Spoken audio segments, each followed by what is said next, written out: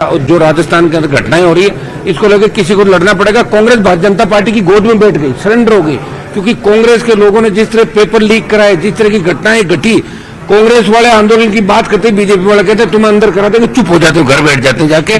तो इसलिए भाई आरएलपी को लड़ना पड़ेगा इस राजस्थान को बचाने के लिए, इस व्यवस्था को ठीक करने के लिए, और जल्दी हम आपको राजस्थान की सड़कों पर इस राजधानी को घेरते हुए नजर आएंगे। बड़े आंदोलन, पेपर लीक से लेके एसआई भर्ती से लेके तमाम जो मुद्दे हैं, इनको आने वाले समय के अंदर आप हमें लड़ता हुआ देखो। वसुंधरा राजे कुछ मिनटों पहले यहाँ पर आके गई थी, वो भी मिलकर गई है। वो तो मिलके गई था, आपने पूछा होगा, मुझे तो नहीं पता। मुझे तो ये भी पता नहीं वसुंधरा जी कहाँ है कहाँ नहीं, मुझे इसका भी पता नहीं फिलहाल। क्योंकि जो स्थिति उनकी 5 साल के अंदर हुई है, जिस तरह लाइन में खड़ा रहना, मिलने के लिए टाइम मांगना, बहुत बड़ी दुर्दशा के दौर से वो गुजर रही है, ये मैं कह सकता हूँ। प्रधानमंत्री जी से मिल के आई है, कोई मिलने वाला तो घने ही लोग मिलते हैं, वो तो मिलने के लिए हर कोई मिलता है। हाँ, नरेश मीणा के परिजन आपके घर पर आकर आए, मेरे घर पे कल वो लोग आए, तो मैं प्रयास करूंगा, जिस तरह गांव के अंदर घुस के पुलिस ने जिस तरह बेरहमी से लोगों को मारा पीटा, और खुद गाड़ियां पुलिस ने जलाई, और उस एसडीएम का करैक्टर भी आपको सबको पता, जो उसके खिलाफ जिस तरह फर्जी डिग्री और सारी लेके आया था, मेरे वहां रहा वो लड़का, वो ठीक नहीं, फर्जी मतदान करा रहा था। हाँ ठीक है, कानून हाथ में नहीं लेना चाहिए, ये बात ठीक है, और मैंने इसलिए कहा था कि मेरे वहाँ वो गलत काम करके आया था, वहाँ पे इलीगल माइनिंग करवाता था खड़ा रह के। और इसमें हम लोग प्रयास करेंगे, एक बार जेल के अंदर जो बंद लोग हैं समरावता गांव के, उनको हम जमानत मिले बाहर लेके आए, और झूठे मुकदमे जिन पर दर्ज किए वापस लिए, दोषी पुलिस अधिकारी है तो उन पर भी उनके खिलाफ कार्रवाई होनी चाहिए। मीणा समाज के नेता जो सरकार के अंदर है, वो भी वहाँ गए थे, मैं उनको भी कहना चाहूँगा कि जब वो सत्ता के अंदर नहीं होते तब तो सरकारों से मांग करते हैं, और जब सरकार के अंदर बैठे हैं तो अपने समाज के साथ साथ किसानों की पैरवी भी करें, और जब सरकार में है तो फिर मांग क्या करनी है, हाथों हाथ आदेश कराना चाहिए। सरकार कोई मांग थोड़ी करती है, मांग नहीं करे, और मांग करे फिर बाहर आ जाए सरकार से, अंदर बैठ के क्या मांग कर रहे हो आप। 29 को आंदोलन भी है, उसके लिए आज बात करेंगे आंदोलन के अंदर 29 वाले में। मैं तो उनके साथ हूँ पहले दिन से, आपने मेरे बयान देखे होंगे कि मैं नरेश मीणा के परिजनों के साथ हूँ, उनका बेटा उनका भाई कल आए थे, और लोग भी आए थे, नौजवान सारे।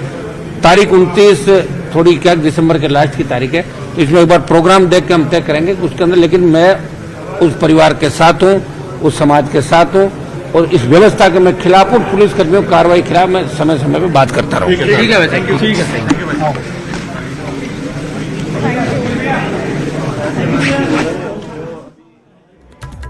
और उन्होंने राजनीतिक तौर पर भी प्रतिद्वंदियों पर निशाना साधा है, सरकार पर भी निशाना साधते हुए दिखाई दिए हैं।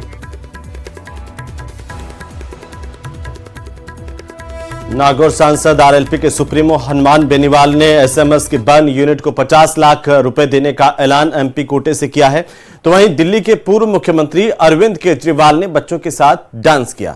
दरअसल दिल्ली के पूर्व मुख्यमंत्री अरविंद केजरीवाल रविवार को एक सरकारी स्कूल के छात्रों के बीच पहुंचे, जहां पर उन्होंने छात्रों के साथ खूब मस्ती की, उनके साथ खास पल बिताए। इतना ही नहीं, बच्चों ने अरविंद केजरीवाल को नाचने पर भी मजबूर कर दिया। दिल्ली के स्पेशल एक्सीलेंस के छात्र चाणक्यपुरी के सीबीटी सेंटर में लहर कार्यक्रम का आयोजन कर रहे हैं, और यहां पर छात्र पढ़ाई के साथ साथ संगीत कला और प्रदर्शन कला का प्रदर्शन भी कर रहे हैं। साथ ही जब पूर्व सीएम वहां पर पहुंचे तो छात्रों ने उनसे उनके साथ डांस करने की गुजारिश की थी, और इसके बाद पूर्व सीएम अरविंद केजरीवाल ने जमकर के तिरके हैं छात्रों के बीच में मस्ती भरे अंदाज में नजर आए।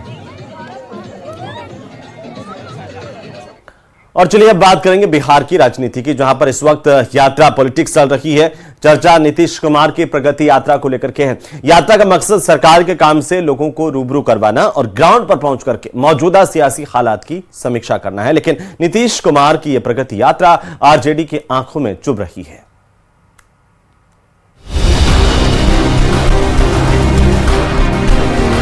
बिहार की राजनीति में यात्रा पॉलिटिक्स, सियासी माहौल भांपने की कवायद, आरजेडी के निशाने पर नीतीश की प्रगति यात्रा।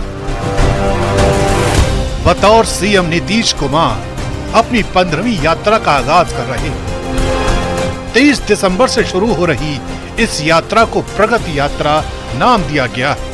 ग्रामीण विकास विभाग की ओर से आयोजित की जा रही इस यात्रा की शुरुआत पश्चिमी चंपारण से हो रही है, जबकि 4 दिसंबर से तेजस्वी यादव पहले ही दर्शन यात्रा की शुरुआत कर चुके हैं। इन दोनों यात्राओं के जरिए जनता का मूड भांपने की कोशिश की जा रही है, क्योंकि 2025 में ही बिहार में विधानसभा चुनाव होने वाले हैं।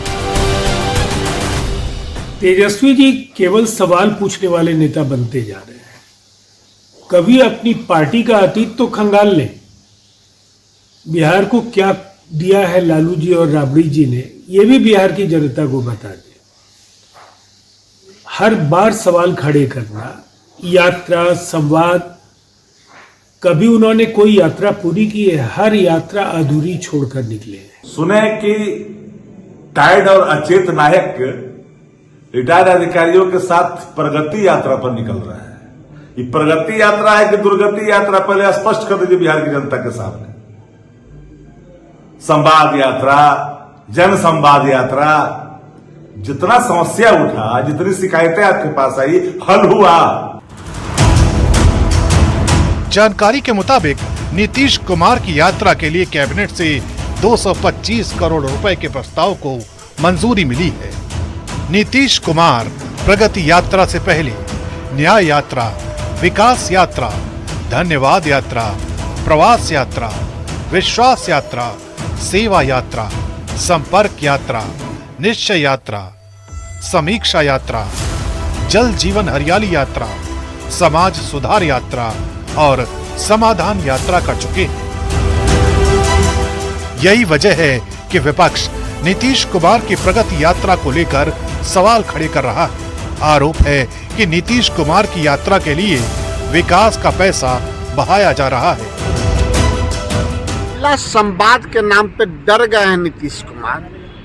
अब बिहार को दुर्गति करके प्रगति यात्रा पे निकल रहे हैं कि 20 सालों में उन्होंने बिहार को कितना दुर्गति किया है, तब वो प्रगति देखेंगे। नीतीश कुमार जी, दुर्गति तो आप इतना किए हैं कि अब महिला संवाद के नाम पे भी डर लग गया है। आपने ही महिला संवाद नाम दिया था 225 करोड़ रुपया खर्च करके। सरकारी यात्रा अगर तय होता है, उसको तरीके से तय किया जाता है। अभी तो कुछ लोग कह रहे थे कि यात्रा खत्म हो गया, यात्रा ही नहीं निकलेगा, लेकिन यात्रा पे निकल रहे हैं और बड़ा अच्छा यात्रा होगा। अच्छे तरीके से प्लानिंग किया गया है सरकार की ओर से और पूरा फीडबैक लिया जाएगा। जो नीचे स्तर पर जो फीडबैक है, उस फीडबैक को अच्छे तरीके से मुख्यमंत्री जी लेंगे और ये यात्रा पहले की जितनी यात्रा थी उससे भी ज्यादा सफल है। और आइए अब एक झलक नीतीश कुमार के प्रोग्राम पर भी डाल लेते हैं। नीतीश कुमार यात्रा के पहले चरण में 23 दिसंबर से 28 दिसंबर तक 5 जिलों की यात्रा करेंगे। 24 दिसंबर को नीतीश कुमार पूर्वी चंपारण में रहेंगे। 25 दिसंबर को क्रिसमस की छुट्टी रहेगी। 26 दिसंबर को नीतीश कुमार की यात्रा शिवहर और सीतामढ़ी में होगी। 27 दिसंबर को मुजफ्फरपुर में नीतीश कुमार की प्रगति यात्रा की शुरुआत होगी। 28 दिसंबर को वैशाली में पहले चरण की यात्रा का समापन होगा। यानी नीतीश कुमार एक बार फिर बिहार की जनता के बीच पहुंच रहे हैं, जहां अगले विधानसभा चुनावों को लेकर उनका भविष्य तय होना है। और चलिए अब बात मध्य प्रदेश के धन कुबेर की, जहां एक आम सा सिपाही 7 साल की नौकरी में बन गया मध्य प्रदेश का धन कुबेर।